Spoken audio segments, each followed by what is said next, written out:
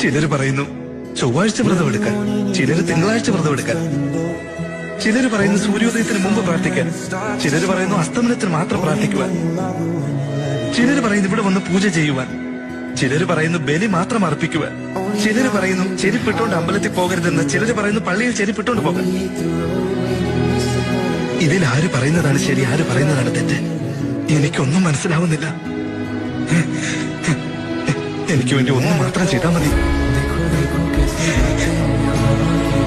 എനിക്ക് എന്റെ വീട് കാണിച്ചു തന്നാലും അവിടത്തേക്ക് എന്ത് വേണമെങ്കിലും ഞാൻ ചെയ്യാം.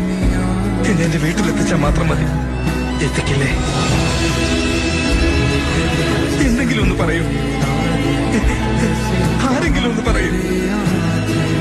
എനിക്കൊരു ഉത്തരം പറഞ്ഞു തരും.